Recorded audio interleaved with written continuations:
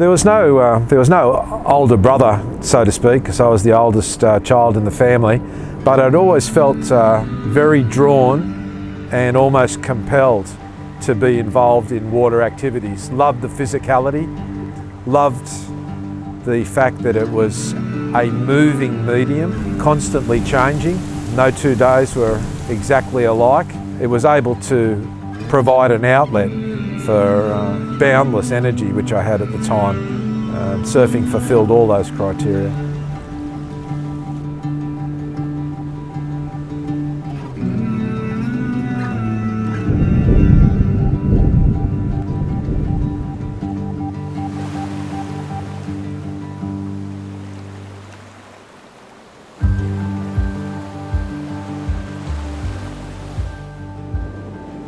Okay, I'm Neil, and I've had a long and enduring association with the ocean and the salt water in a number of different ways, both as a long-time surfer, also spearfishing, sailing, and pretty much anything that revolves around the coast and salt water. So I was born in Sydney and raised in a suburb called Oadley in the southern suburbs, and it was a very nice location. It was at the confluence of 2 rivers, the Georges and the Warrenora. So even from the very earliest days, there was the association, the interaction with rivers and fishing and paddling small craft and so forth. And then shortly thereafter, perhaps between the ages of 5 and 10, started to travel to Cronulla very regularly.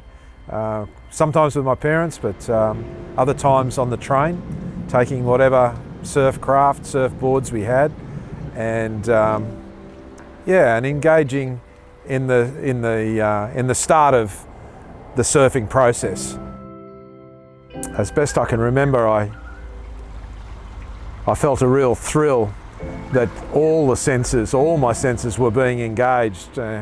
Smell, even taste, the salt water, touch, and experiencing that powerful, a little bit frightening but very rewarding medium, and learning that there was a whole skill set that needed to be acquired to work with this new environment. Suffice to say, I was enchanted or allured to the fact that it looked almost like dancing on water. There was sort of a weightlessness that the better guys and girls were able to display when riding across the waves, and I was really drawn to it. If not, it was almost like iron filings to a magnet. I just wanted to be a part of that environment and a part of that activity.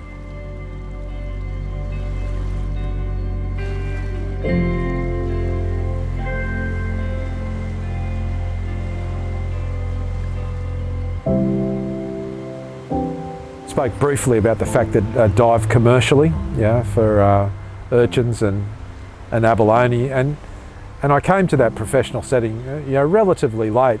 A lot of guys that dive in that area have either inherited the ability to dive and the experience from their fathers who've been abalone divers. I was a bit different in that I did not have that setting, and also I was in my mid-30s or late 30s when I first started. Fortunately, I'd had a background with the spearfishing and the surfing, so the environment was familiar to me, but without the exact knowledge of commercial activity.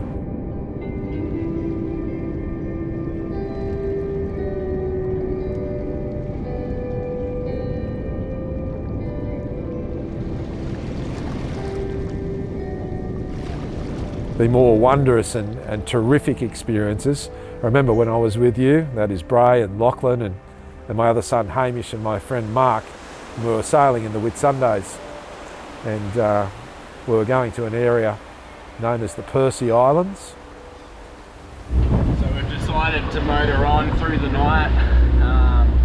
trying to get to Percy a little bit earlier, but we're going to take rotational shifts. I'm on for the first hour, then Lachlan's up, and then we'll get one of the boys that are sleeping downstairs up and at 'em. But yeah, we're going to sail all through the night. It's going to be a pretty hard night, but it's all good. And my shift took place just before dawn, so I think it was Bray and Lachlan, they went back to sleep, and myself and Mark took over the navigation of the sailing catamaran. Anyway, Mark had to lie down, he was a bit tired, and I was at the wheel, and at or about that time, two things happened. The full moon, which was setting to the west, because we were travelling south, from north to south, setting to the west, beautiful full moon in clear crystal skies, was setting all low to the west, and at that particular time the sun then started to rise in a rich orb over the east. So if I looked to the east, there was like the golden highway leading to the orb of the sun, and then simultaneously I could look to the west, and there was the silver highway leading to the setting moon, and that combination I'd never experienced before, and it was fantastic, just beautiful.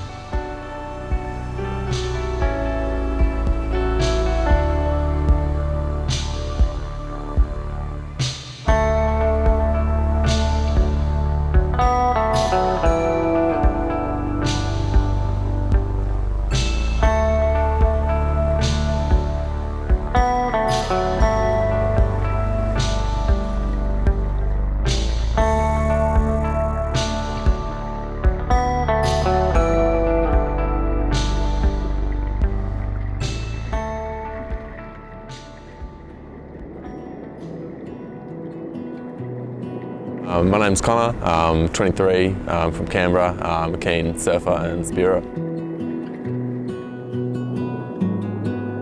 My relationship with the ocean probably first started when I was around 5 or 6. Mum and Dad always used to take me down to the coast on the weekends, every school holiday. We have a caravan down North Durras. We used to have a second-hand board that I got for my birthday. Dad would take me out, he'd teach me how to surf. I'd just push me onto the whitewash and kind of just go from there.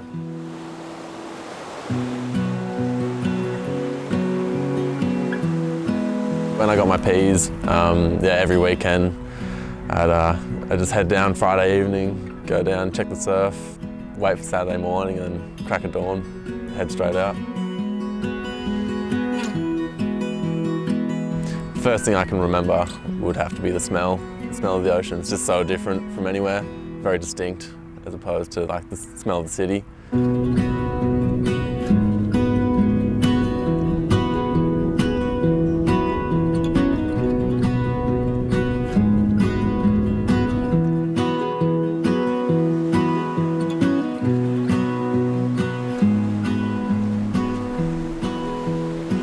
For me, yeah, seeing someone else being able to do all these different like turns and like manoeuvres was, I was very intrigued by it. I'm naturally a very competitive person, and I think just wanting to be able to achieve the same standard of surfing as those other people that I see in the ocean are a big factor of why I surf as well.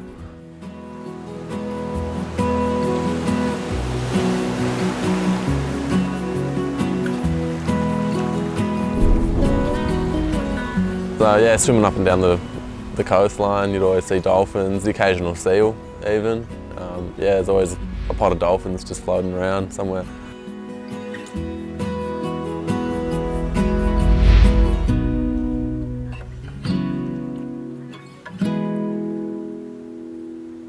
The first time you put your head under the water being submerged it just takes you to like another world. It's so different to anything you would experience out on land, and it's just being in that moment is a big thing. So, yeah, it takes away all the worrisome factors that you have in your life.